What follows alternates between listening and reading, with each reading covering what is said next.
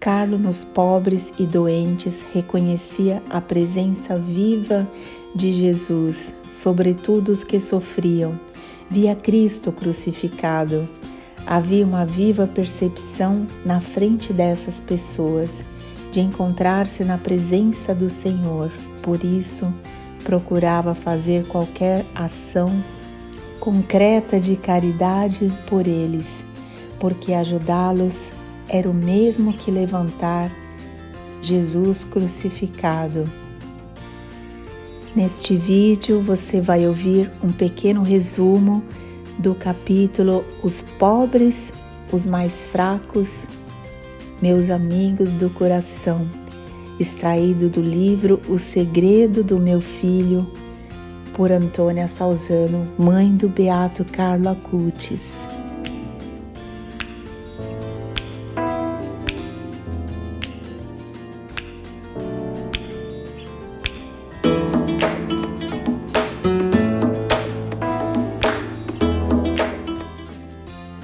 Os exemplos de São Francisco e Santo Antônio de Pádua relacionados à caridade aos pobres foi para Carlo um grande incentivo para fazer o mesmo.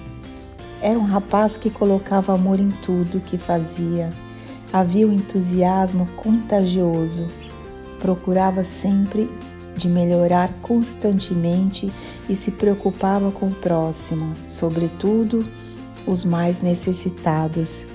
Muitas vezes não tinha paz enquanto não ajudava um mendigo ou uma pessoa que tinha um problema. Se podia, se virava em 4 para ajudar. Para ele, essas pessoas eram comparáveis à Sagrada Família, que em Belém não encontraram nenhuma hospitalidade, exceto um estábulo. A esse respeito, escreveu uma de suas meditações que diz assim: o Senhor Jesus encarnou, escolhendo como mãe uma pobre menina de apenas 15 anos e um pobre carpinteiro como suposto pai. Quando ele nasceu, houve apenas rejeição de pessoas que não sabiam onde colocá-lo. E eventualmente alguém encontrou um estábulo para ele. Se pensarmos bem, o estábulo em Belém era certamente melhor do que muitas casas de hoje, onde Nosso Senhor é de qualquer forma rejeitado e muitas vezes até indignado, porque foi recebido de uma forma que não era digna. Uma pobre menina de 15 anos, junto com um pobre carpinteiro, eram os pais de Deus, que acolheu a pobreza e não o luxo. Quando soube da obra de São Francisco para os pobres, dirigida em Milão pelos frades menores capuchinhos, abriu para ele um grande campo de apostolado e caridade. Eles têm um refeitório onde alimentam milhares de pessoas e prestam assistência aos necessitados, fornecendo também serviços extra. Inspirado nessa ópera, ele também quis ajudar a fazer algo pelos sem-teto e mendigos que os frades assistiam todos os dias. Por esse motivo, encontrávamos muitas vezes o padre Júlio Savoldi, vice-postulador e confessor do venerável frei Cecílio Maria Cortinoves, fundador dessa obra para os pobres em Via di Piave. Sempre me disse que nunca tinha visto um menino tão sensível à pobreza e aos sofrimentos dos outros. Ele conheceu Carlo quando tinha cerca de 5 anos de idade. Ele lhe trouxe todo o dinheiro que ele havia guardado em seu cofrinho para dar às crianças mais necessitadas. O capuchinho confessou-me que ficou muito impressionado e comovido com aquela criança tão pequena e generosa, com um rosto tão brilhante e aberto a tudo que é belo e bom. Ele imediatamente percebeu que uma alma especial estava escondida nele, que queria ajudar a aliviar a dor daqueles que, em muitos aspectos, eram menos afortunados que ele. Ele queria ajudar aqueles que estavam em dificuldade. E me confidenciou que quando crescesse teria gostado de criar uma obra de ajuda dedicada a todos os sem-abrigo e sem ter para onde ir, porque nem sempre era possível encontrar um refeitório ou dormitórios públicos. Um de seus maiores desejos teria sido construir dormitórios onde todos pudessem ter sua própria área pessoal, com armários para deixar seus pertences. Lembro que havíamos comprado recentemente uma casinha em Assis, para onde saíamos de férias com nossos cachorros. Certa vez, enquanto os levava para passear, passeando pela igreja de Santo Stefano, Carlo notou que havia um mendigo dormindo no chão de um jardim público. Daquele dia em diante, ele lembrou minha mãe todas as noites para preparar alguma comida extra para levar ao pobre menino.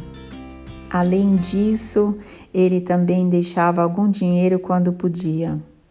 Ele fez o mesmo com os sem-teto que dormiam perto de sua casa em Milão, ou ao longo do pórtico da igreja, ou perto do Arco della Pace, adjacência ao Parco Sempione, que na época ainda não havia sido fechado e se tornou um lugar privilegiado para eles. Ele tinha combinado com Rachés levar comida para todos eles. Sempre com o dinheiro da mesada, comprava alguns pratos térmicos e pequenas garrafas térmicas, e sempre que via que havia um desses mendigos, saía e trazia-lhes parte do seu jantar, frutas, biscoitos ou sanduíches, juntamente com bebidas quentes. Sempre que possível, ele também lhe dava roupas. Uma vez, ele me pediu permissão para ir com Rachés a uma loja no centro comprar sacos de dormir com suas economias para dar aos pobres. Esses moradores de rua costumavam dormir em cartões de papelão na frente da igreja Santa Maria Secreta. Claro que eu autorizei e lhe dei algum dinheiro extra. Eu me sentia muito orgulhosa de ter um filho tão generoso e altruísta. Santa Teresa de Calcutá costumava dizer que o bem também pode ser feito embaixo da nossa casa e não precisamos fazer ou viajar para realizá-lo. E Carlo eu vi realizar perfeitamente as palavras da santa. Através do Liceu Leão XIII, Carlo havia conhecido um ancião deficiente físico que de vez em quando andava a encontrá-lo e dar-lhe um pouco de carinho e afeto. Lhe levava sempre alguns docinhos que comprava com seu próprio dinheiro. Com as pessoas de idade mais avançada, Carlo havia muita paciência e dedicação. Mais de uma vez, fomos juntos a visitar um pobre ancião de uns 80 anos no hospital. Este senhor, não havia mais ninguém que pensasse por ele. E nós tínhamos conhecido porque ele pedia esmola em frente à nossa paróquia. No início, vivia em um dormitório público de Milão, mas assim como não permitem de ficar por longo período, ele tinha que migrar continuamente de um lugar para outro. Finalmente consegui ter uma casa digna, popular do município para ele. Ele sofria de coração e diabetes e muitas vezes acabava indo para o hospital quando piorava. Telefonava muitas vezes em casa e Carlo e eu íamos visitá-lo e levávamos as coisas que lhe serviam. Carlo amava levantar a moral dos doentes, gostava muito de ajudar os pobres, as pessoas menos afortunadas e dava esmolas a quem lhes pediam no meio da rua. Uma vez ele comprou comida a 2 crianças ciganas que acabou levando-as ao supermercado para fazer a despesa. Antes me havia telefonado para pedir autorização e eu o concedi. Outros 2 mendigos, amigos de Carlo, eram obrigados a pedir esmola porque não encontravam trabalho e muitas vezes estavam diante da igreja no horário da missa da tarde. Depois da morte de Carlo, eu falei com eles e me disseram de recordá-lo com grande saudade, porque ele era tão bom, gentil e educado, e de vez em quando dava qualquer dinheiro a eles e se interessavam dos seus problemas. Outros 2 mendigos, havia uma amiga de nome Josefina, que Carlo havia conhecido num dormitório público. Era em depressão e se encontrava deixando-se morrer em um jardinzinho que se encontrava entre a nossa paróquia e o Instituto Tommaseo delle Suore Marcelline. Fazia 3 dias que estava sentada no banquinho e no seu corpo eram visíveis marcas de sangue. Ninguém havia se interessado por ela, a não ser Carlo, que me pediu para ajudá-la. Conseguimos convencê-la a se internar no hospital Fatebenefratelli, Fratelli, onde já havia estado 40 dias. Nós íamos visitá-la. Finalmente, ela também conseguiu obter uma casa popular. Lembro que tinha um outro pobre que estava sempre em frente à nossa igreja. Havia cerca de 50 anos e já havia perdido as esperanças de encontrar um trabalho. E todos os dias ele esperava na saída da missa, que era celebrada das 18 às 19 horas, para conseguir algum dinheirinho. Carlo participava todos os dias com minha mãe ou comigo, e ao sair ele o via, sempre dava algum dinheiro e se sentava a falar com ele. Assim como ele precisava de uma bicicleta, acabou me convencendo para comprar uma usada para ele. Foram muitos os moradores de rua que Carlo ajudou no curso da sua vida. Entre essas e outros muçulmanos que eram sem trabalho e sem esperança, por um período nós fomos ajudar a servir comida no refeitório das freiras de Madre Teresa de Calcutá, que se encontra Bajan.